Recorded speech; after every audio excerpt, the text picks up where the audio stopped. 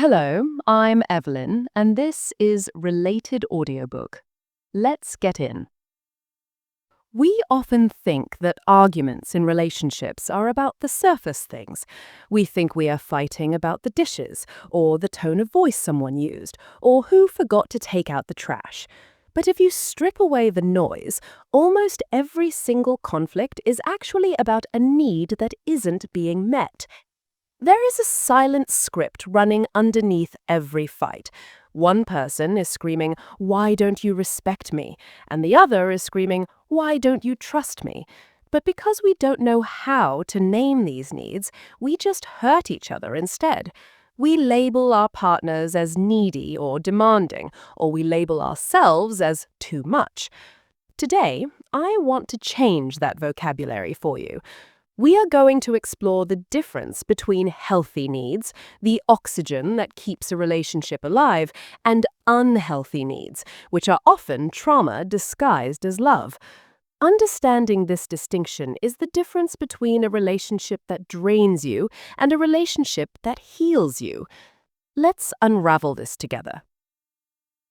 We must start with the non-negotiables. These are the healthy needs. These are not things you should feel guilty for asking for. They are the baseline requirements for a connection to survive. The first and critical need is respect. Now, respect is easy when things are going well. Anyone can be respectful on a date night, but the true test of this need is during conflict. Do you feel like an equal even when you disagree, or does the dynamic shift? When respect is present, your partner values your opinion, even if it contradicts theirs. They speak to you with appreciation, not contempt. If you are in a relationship where you are terrified to speak your mind because you know you will be belittled, or where your partner rolls their eyes when you express a concern, your need for respect is being starved. And without respect, love is just a word.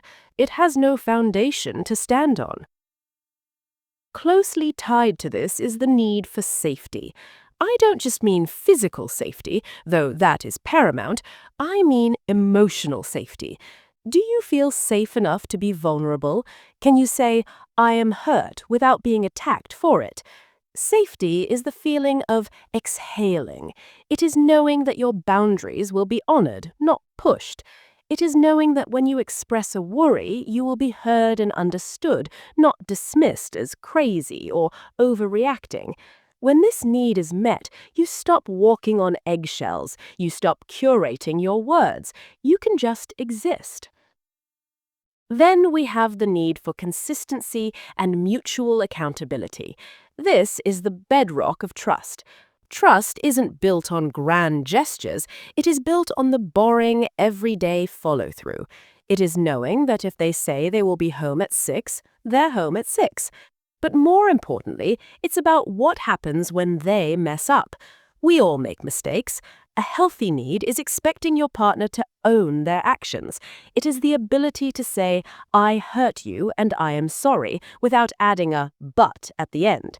It is moving towards understanding how their actions impacted you, rather than defending their intentions. This accountability is what repairs the inevitable tears in the fabric of a relationship. If you are the only one apologizing, or if you're constantly sweeping things under the rug to keep the peace, you are sacrificing your need for accountability. Another vital need is forgiveness. This is a hard one. In a healthy relationship, you need to know that your past mistakes won't be weaponized against you in every future argument. Holding on to resentment is like drinking poison and expecting the other person to die. It rots the connection from the inside out. You have a right to need a partner who can let things go once they've been resolved, rather than keeping a scorecard of your failures. And of course, we cannot ignore the need for affection and feeling desired. We are human beings. We need to be touched. We need to feel that the person we chose actually chooses us back, physically and emotionally. This isn't just about sex. It is about the hand on the small of your back, the hug when you walk through the door, the look across the room that says, "I see you." However, this need is delicate. It is often the first thing to disappear when emotional safety is gone.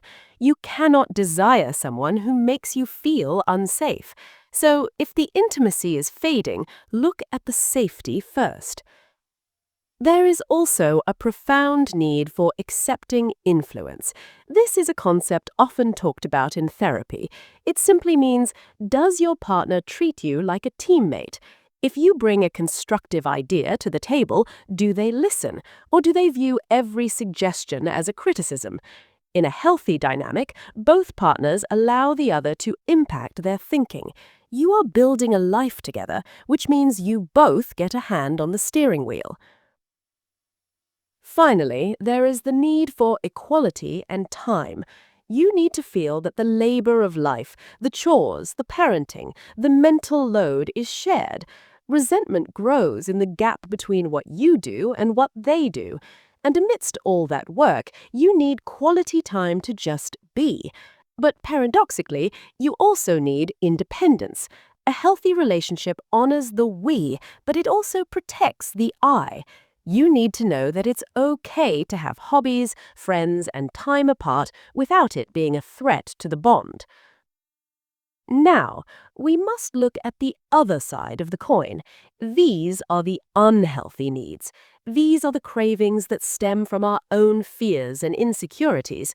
If you find yourself needing these things, it is not because you are bad, but it is a signal that there is internal work to be done. The first unhealthy need is control. This is the need to dictate your partner's actions, their friends, their clothes, or their schedule. We often disguise control as caring. We say, I just want what's best for you. But deep down, control is about managing your own anxiety. You are terrified of the unknown, so you try to grip the other person tightly. But people are not property. You cannot control someone into loving you correctly.